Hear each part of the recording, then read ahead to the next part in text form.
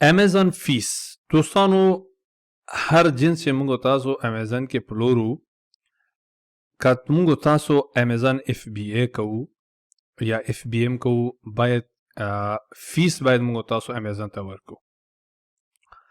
فکر وکړئ دغه یو جنس ته سکرین په سر تاسو ګورئ 9.99 قیمت ده. دلته امیزان فیس اخلي 8.09. دا په دې معنا ده چې موږ تاسو چې امیزان ویب سایټ نه استفاده کوو امازون موږ تاسو نه 15% د یو جنس قیمت موږ تاسو نه فیس اخلي. صحیح ده؟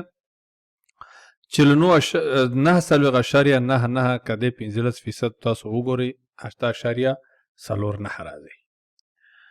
او بل د ففلمنت کاست دا هغه جنس د امیزون خپل پیک کوي، بسته‌بندي کوي، هغه ترانسپورت له طریقه خپل کسٹمر سرویس استفاده کوي او دوی لیږي هغه کسٹمر ته د یو خریدار کور ته. دغه لپاره امازون 3.8 موږ تاسو نه فیس اخلي. سټوریج کوست دا چې موږ تاسو جنس په سټوریج کې د 0.01 سنت دا بیخي آلموست د نه په برابر ده. موږ تاسو هر جنس اخلو امیزون چې جنس پلورو موږ تاسو نه دغه فیس اخلي.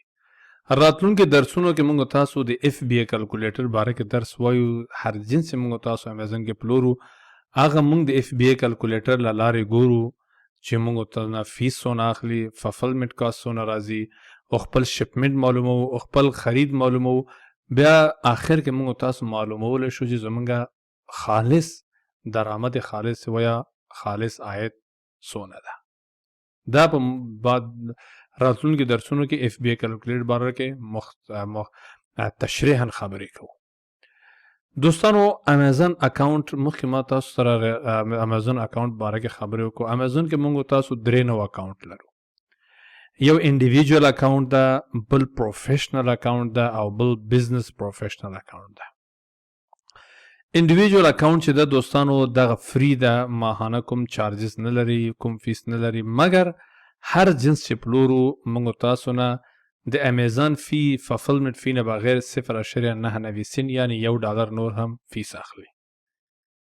دا نور فیس چې موږ تاسو سکرین په سر ګورئ دغه فیس نه بغیر امیزون موږ تاسو نه 99 سنت اخلي او میاشت کې نور موږ تاسو نه نور فیس نه اخلي.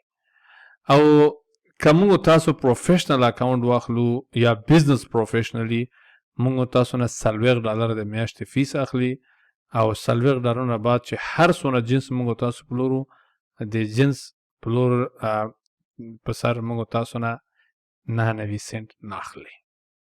صحیح ده؟ امیزون انډیویجوال اکاونٹ انفرادي ده چې د بزنس ډاکومنټ نه دی پکار. امیزون پروفیشنل اکاونٹ هغه اکاونٹ ده چې موږ تاسو LLC یا LTD له لارې موږ تاسو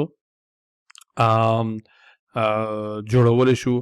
بزنس پروفیشنل اکاونٹ هم هغه اکاونٹ ده چې موږ تاسو خپل EIN و یا LTD له طریقه جوړو او له دې له طریقه موږ تاسو څه کوو خپل برانډ رجسټري کوو چې دوی باره کې موږ تاسو بیا تفصیلا خبرې هم کوو.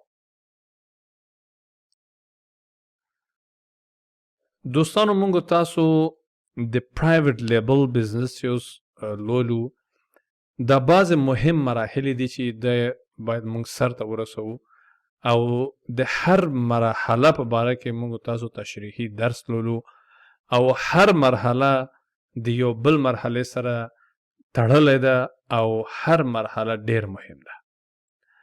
اولین موضوع باندې چې موږ تاسو مختزو هغه د خپل سیلر اکاونٹ رجسٹر کوو ځان لپاره. صحیح ده؟ چې د سیلر اکاونٹ رجسټرولو لپاره ما تاسو ته وویل چې دلته موږ تاسو نه ID غواړي او بانک سټیټمنټ غواړي. دوم د پروډکټ ریسرچ چې کله زموږ اکاونٹ جوړ شي دوم مرحله موږ تاسو یو پرفروش جنس ځان ته پیدا کوو چې پروډکټ ریسرچ کې یو پروډکټ هانټینګ کې چې کوم موارد کوم میتھډ مهم دي د باره کې موږ تفصیلی خبرې کوو.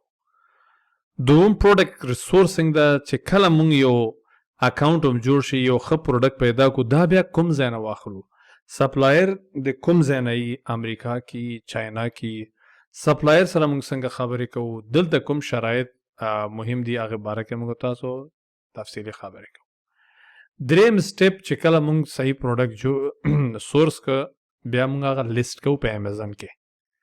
لیسټینګ کې چې کوم موارد مهم دي هغې باره کې هم تفصیلا صحبت کوو، او آخر کې موږ ایډورټایزمنټ PPC کوو. دا 4 مرحلې دي: پروډکټ ریسرچ، پروډکټ سورسنګ، لیسټینګ او ایډورټایزمنټ اعلانات. هغې نه بعد جنس پلورو او موږ تاسو ته عاید راځي. دغه ټول سټیپونه موږ تاسو عملی توګه لولو، او تاسو باید پوه شئ چې پرایویټ لیبل کې دغه 4 یا 15 مهم سټیپونه دي چې دې باندې موږ تاسو مکمل د پرایویټ لیبل میتھډ بزنس لولو، او هر میتھډ ځان ته اهمیت لري، هم پروډکټ ریسرچ، هم پروډکټ سورسنګ، هم لیست او هم ایډورټایزمنټ.